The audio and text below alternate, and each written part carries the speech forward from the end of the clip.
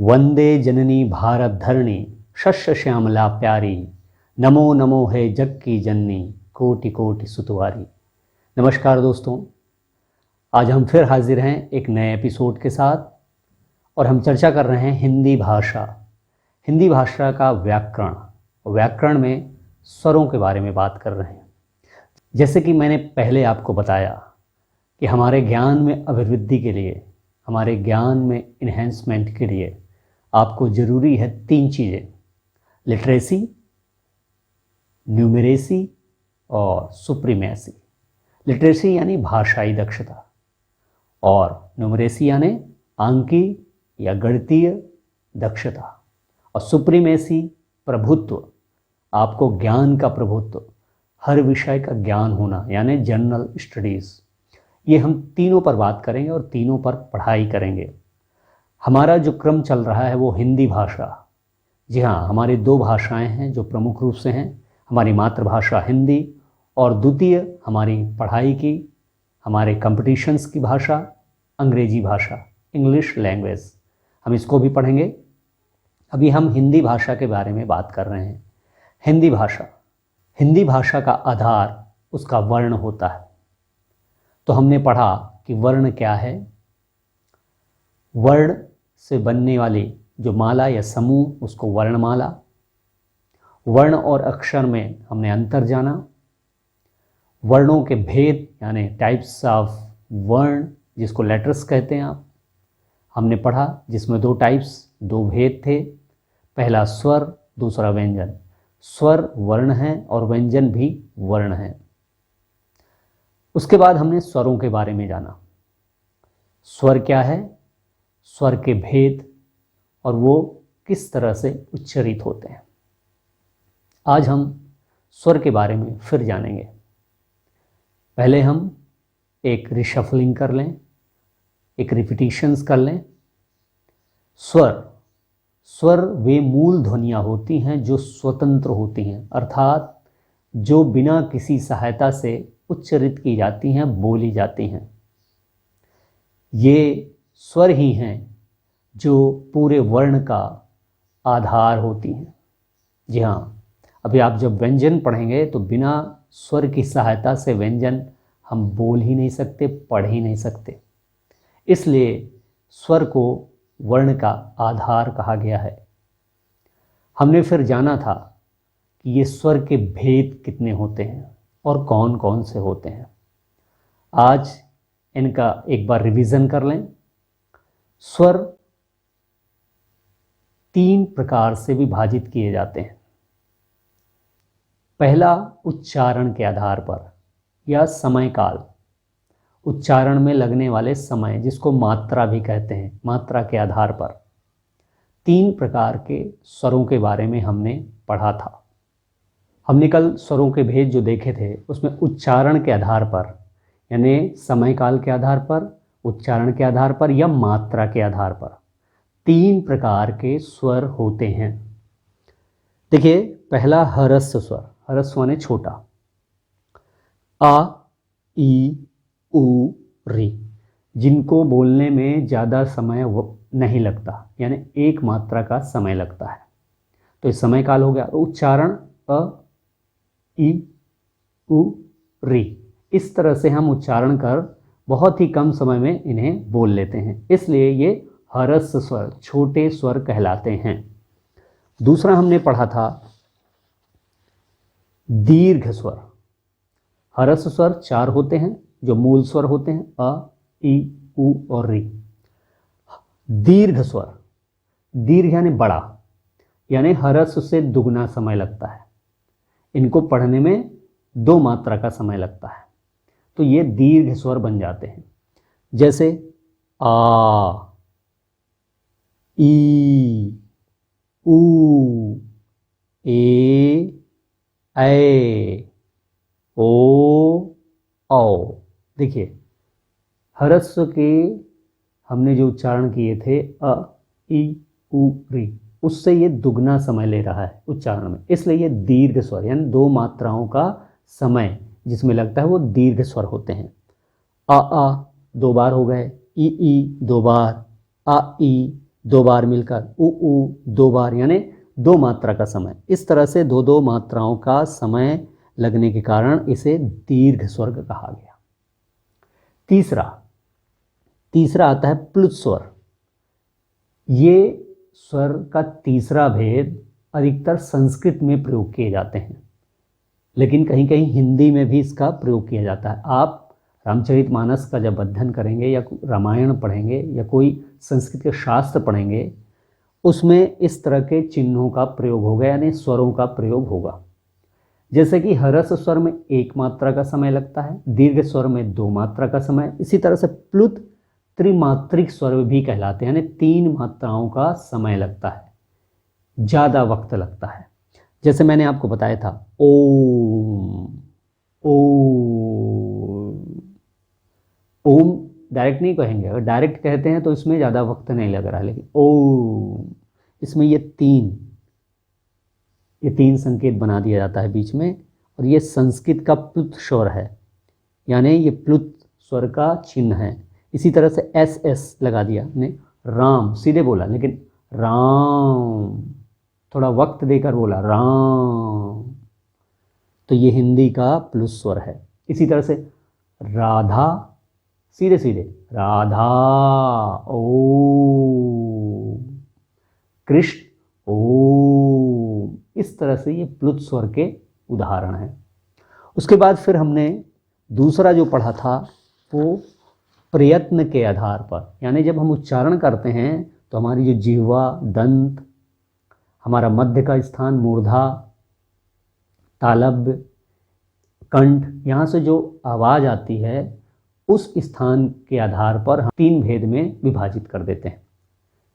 अग्र सामने से, यानी दांत और जीभ के सम्मुख से जब कोई ध्वनि निकलती है जिस स्वर की, उसे हम अग्र स्वर के रूप में विभाजित कर देते हैं। जैसे देखिए ई, मुंह देखिए कैसे बन रहा है, ई ए, एकदम जीभ और दंत यानी सामने से ऐसा लग रहा है कि हमारे दांत और जीभ के सामने से ये स्वर निकल रहे हैं, इसलिए इन्हें अग्र स्वर कहा जाएगा। एक बार फिर देखिए ई ए, इस तरह से ये चार अग्र स्वर हो गए। अब आता है पहला स्वर अ। अब देखिए मुंह पूरा ऐसे खुला है, ना पीछे से आवाज़ आ रही है ना आगे से, ऐसा लग रहा है कि बीच मध्य भाग से आवाज़ आ रही है अ, तो ये मध्य स्वर हो गया। बाकी स्वर जो बचते हैं उनको देखिए आ, ऊ, ओ, आओ, पीछे यानी पश्च भाग से आवाज़ आ रही है तो ये पश्च स्वर हो जाते हैं। इस तरह से आपने देखा अग्रस्वर, मध्य स्वर और पश्च स्वर। तो ये प्रयत्न के आधार पर तीन भेद। इसके पहले उच्चारण या समय काल या मात्रा के आधार पर तीन पढ़ा, और ये उच्चारण। अब एक प्रयत्न के आधार पर, अब आता है बनावट के आधार पर, अर्थात जो स्वर हैं उनका निर्माण कैसे हुआ है। अभी हम गणित में भी पढ़ेंगे जब अंकों का, कि अंक कहाँ से आए, उनके आधार पर उनके नाम रख दिए जाते हैं। उसी तरह से हमारे पास देखिए स्वर हैं आ, ई, ऊ और री। ये चार स्वर मूल स्वर कहलाते हैं, एकदम फंडामेंटल वावेल हैं। इन्हीं से सारे स्वर बनेंगे, यानी इन स्वर को प्राकृतिक स्वर भी कहते हैं। इनके उत्पत्ति का कहीं भी विवरण नहीं मिलता या कम मिलता है, तो हम इसे प्राकृतिक स्वर या मूल स्वर कहते हैं। अब इसके बाद जितने भी स्वर मिलेंगे आपको,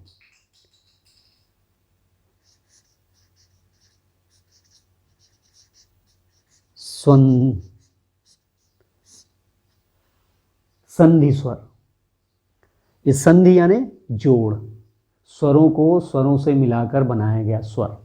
जैसे आ किससे बना, आ आ। इसी तरह से ई किससे बना? ई और ई से।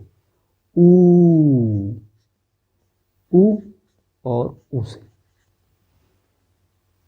देखिए इन्हीं सजाती यानी दोनों समान स्वर हैं, आ ई ऊ यानी सजाती स्वरों से मिलाकर दीर्घ स्वर बनाया गया, आ ई ऊ। तो इनका नाम हो गया सजातीय दीर्घ स्वर, दीर्घ स्वर। अब इसके बाद अब आएगा क्या? ए किससे बना? आ और ई से। इसी तरह से ए ऐ आ और ए से। फिर आता है ओ, आ और ऊ से। फिर आता है औ किससे बना? आ और ओ से। देखिए यहाँ आ ई ऊ सजातीय स्वर मिलकर दीर्घ स्वर बनाते थे। यहाँ ये जो स्वर हैं ये स्वर संयुक्त स्वर हैं, संयुक्त। लेकिन आ ई आ अलग अलग, दो अलग अलग स्वरों से मिलकर बना, जिसको हम कहते हैं विजातीय। तो संयुक्त विजातीय। सजातीय दीर्घ स्वर 3 हो गए और संयुक्त विजातीय स्वर कितने हो गए? 4। और मूल स्वर हो गए 4। इस तरह से यह बनावट के आधार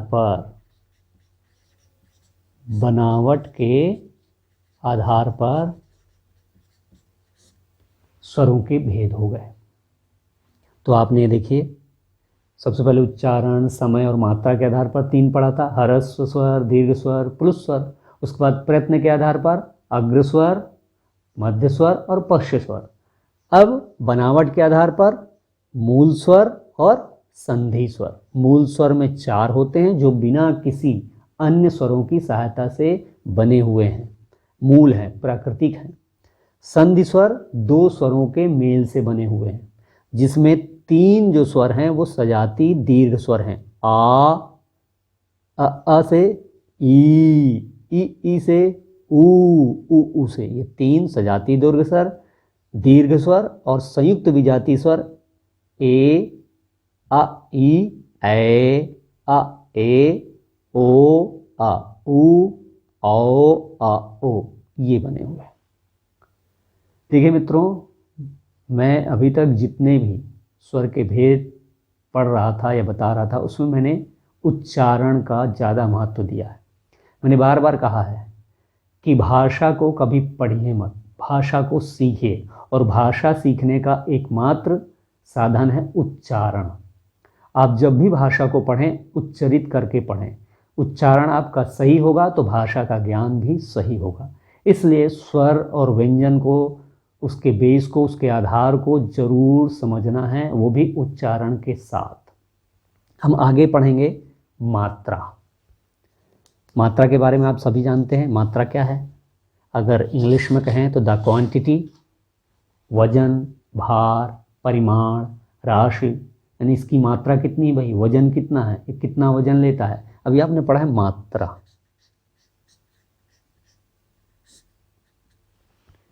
कितना समय लग रहा है उच्चारण में। देखिए फिर उच्चारण की बात आ गई। स्वरों को, क्योंकि मात्रा केवल स्वर के होते हैं, व्यंजन की मात्राएं नहीं होती। व्यंजन में मात्राएं लगाई जाती हैं। स्वर की मात्रा यानी समय काल, वजन, वेट, क्वांटिटी स्वर की होगी। तो ये मात्रा क्या है अगर हम कहें तो उच्चारण का समय, लगने वाला समय या उच्चारण काल। किसी स्वर में लगने वाला समय। कब समय? उच्चारण करने में जितना समय लगता है। 1 मात्रा का समय, 2 मात्रा का समय, है ना, अभी आपने पढ़ा था। तो ये मात्रा कहलाती है। लेकिन अगर इसको हम सांकेतिक रूप से दर्शाएं तो चूंकि व्यंजन बिना स्वर की सहायता से न बोले जाते हैं न लिखे जाते हैं, तभी वो अक्षर बनते हैं। तो जब हम लिखते हैं तो उसमें स्वर की जो मात्रा लगाई जाती है, सांकेतिक रूप से जो चिन्ह, उसको मात्रा कहते हैं। यानी व्यंजन में स्वर जब लगाया जाता है या स्वर के साथ व्यंजन लिखा जाता है तो स्वर की जो मात्रा होती है उसे चिन्हों के रूप में प्रदर्शित करने का जो सांकेतिक स्वरूप है या व्यवस्था है, उसी को मात्रा कही जाती है। जैसे आप देखिए, हमारे पास कितने स्वर थे मूल रूप से? 4 और वो 7, 11। तो देखिए सभी स्वरों को लिख लें। आ, आ, ई, ई, उ, ऊ, ए, ऐ। एक आपने पढ़ा री, ओ, औ। अंग आहा को छोड़ देते हैं क्योंकि मात्रा नहीं है, आयोग वाह है। ठीक है। अब 1 2 3 4 5 6 7 8 9 10 11 ये स्वर हो गए। अब इनकी मात्रा, यानी इनको सांकेतिक रूप से जो चिन्ह लगाएंगे वो उसकी मात्रा होगी। आ में कोई चिन्ह नहीं लगता तो उसे सीधे एक ऐसी पड़ी रेखा के रूप में लिख दिया जाता है, यानी हॉरिजेंटल ये लाइन बना दी गई। आ, एक मात्रा बढ़ गया इसमें, आ, समय ज़्यादा लग रहा है, दीर्घ स्वर हो गई, 2 मात्रा। ई, ये आपने पढ़ा है, छोटी ई की मात्रा जिसको बोलते हैं।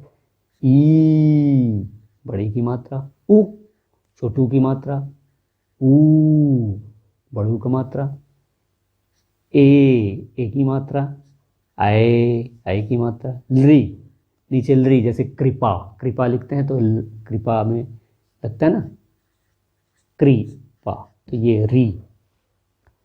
ओ और औ। अब देखिए यहाँ आ का कोई मात्रा नहीं है, सिंपल है।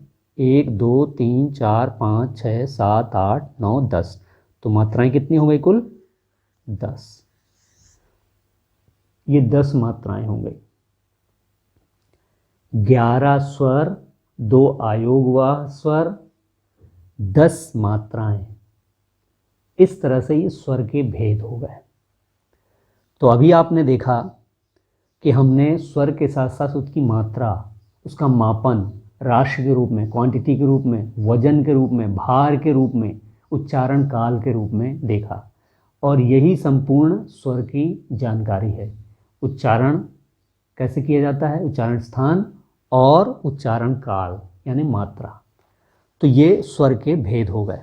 तो मित्रों, आपने देखा कि मैंने आपको आद्योपांत स्वर के बारे में बताया, उच्चारण करके बताया, लिखकर उसकी परिभाषा के रूप में उदाहरण देकर बताया। मुझे विश्वास है कि आपको यकीनन समझ में आया होगा और आपके लिए महत्वपूर्ण साबित होगा ये एपिसोड। आप यदि परीक्षा की तैयारी कर रहे हैं या साधारण रूप से पढ़ाई कर रहे हैं या कुछ भी कर रहे हैं, इन वीडियोस को ज़रूर देखें, ये आपके काम की हैं। ये आवश्यक नहीं कि जो हिंदी साहित्य पढ़े या हिंदी साहित्य पढ़ना चाहता हो या जिसकी भाषा केवल हिंदी हो उसे ही ये समझना है। हर किसी को ये व्याकरण के बारे में, हिंदी के बारे में जानना जरूरी है, क्योंकि मैंने आपको बताया लिटरेसी, भाषाई दक्षता में ये हर इंसान को, हर उस व्यक्ति को, अगर वो 8वीं तक भी हिंदी का विषय लिया हुआ है या पढ़ा है तो उसे ये जानना आवश्यक है। क्योंकि अगर आपने ये छोटी छोटी चीज़ें जान गई या ये आपने ये जान लिया कि ये ऐसे उच्चारण होता है, वर्ण ऐसे बनते हैं, स्वर ऐसे होते हैं, इनका संयुक्त स्वर ऐसे बनता है, सजाती स्वर ये हैं विजाती, तो आप अंग्रेजी भाषा जब सीखेंगे तब आपको ये काफ़ी मदद करेगा। मैं आपको बताऊंगा अंग्रेजी भाषा में, इसी हिंदी के द्वारा अंग्रेजी भाषा कैसे, बिल्कुल सरल तरीके से। तो आप देखते रहें मेरा YouTube channel Arun teach math. मैं आपको महत्वपूर्ण जानकारियाँ देता रहूँगा। इसी तरह आप मेरे इस चैनल को देखें। तब तक के लिए जय हिंद।